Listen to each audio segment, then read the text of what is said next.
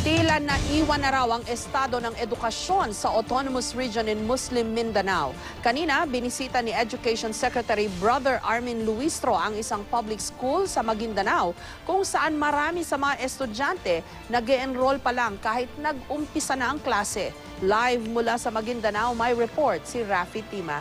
Rafi? Sinadya nga Jessica ni DepEd Secretary Brother Armin Luistro ang ilang eskwelahan dito sa Maguindanao na may mga kakulangan sa silid-aralan at kagamitan para makita mismo ang tunay na sitwasyon sa mga lugar na ayon na rin sa kalihim ay tila nakalimutan na. Ang isang eskwelahan naman na ating nadalaw bago pa dumating ang kalihim, ngayon pa lang dinadagsa ng mga enrollees bagamat ang ibang estudyante ay nagkaklase na. Habang nagkaklase ng ilan ngayong unang araw ng pasukan sa Tenorio Elementary School dito sa Dato Odin Sinsuat, ang ilang mga magulang nag-e-enroll pa lang. Sa dami ng mga naghahabol ng enrollment dito sa Tenorio Elementary School ay kinailangan ng ilipat yung pagpapatala dito sa stage mula doon sa principal's office para lang ma-accommodate yung dagsa ng mga estudyante at mga magulang na ngayon pa lang magpapa-enroll. Karaniwan na raw kalakaran dito sa maraming bahagi ng Maguindanao na sa unang araw ng klase ay doon pa lang magpapa-enroll.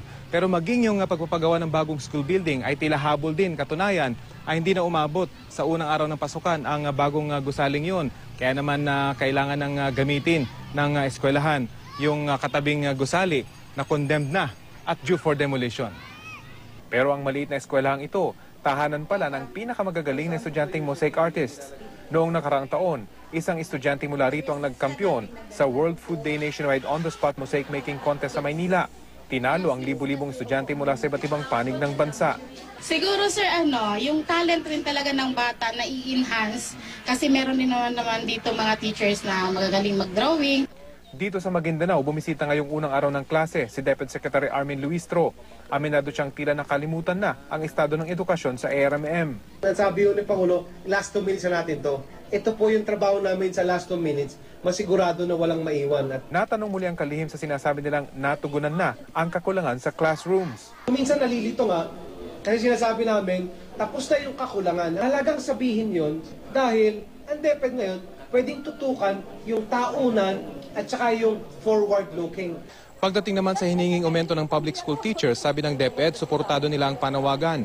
Yun nga lang, kakailanganin ng batas para rito. Hindi ka basta-basta mailagay natin yan sa budget kasi kailangan natin ng batas. Kamukha na lang nung Salary Standardization Law 3. Patuloy naman ang pangangalampag ng mga guro sa Kalasyaw, Pangasinan. Nagsagawa pa ng silent protest ang public school teachers. Siguro naman may puso naman ang administrasyon para makita na makatotohanan at makatao ang hinihiling ng mga teachers. Dapat daw nabigyang pansin ang hinaing ng mga guro. Dahil sa panahong kulang ang classroom at gamit sa mga eskwelahan, sila ang nagre-remedyo. Tulad na lang ni Teacher Marites sa Zamboanga na ginagawa ang lahat, maging komportable lang ang kanyang mga estudyante sa mainit nilang silid-aralan. Nandun pa yung mga evacuees, hindi pa pwede sila magbalik sa layag-layag. Na kami ang nagpunta dito. Problema namin, mainit pala. Tulong-tulong na lang sa amin.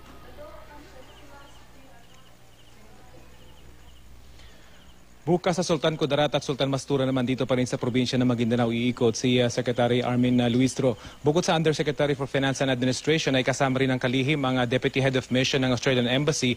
May 4-year 85 million Australian dollars o 3.5 billion pesos na proyekto kasi dito sa ARMM, ang Australia, na may kaugnayan pa rin sa edukasyon. Jessica? Alam mo, Rafi, hindi ko maiwasang maalala yung itsura ng mga napakabonggang mga bahay ng mga politiko dyan sa Maguindanao at yung kanilang mga munisipyo at City Hall. Talaga naman napakagaganda. Tapos makikita mo ngayon mga eskwelahan ng mga bata, walang improvement.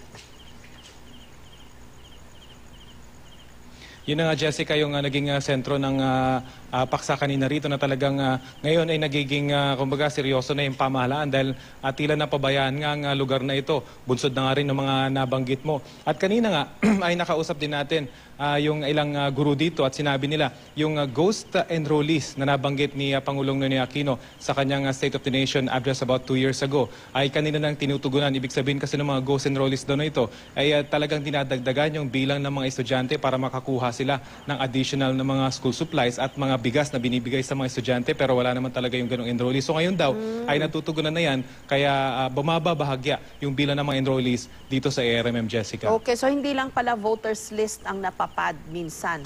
pati yung listahan o bilang ng mga estudyante. Kasi kung mas mataas yung enrollment, mas marami Yes, sila Jessica. makukuhang pondo.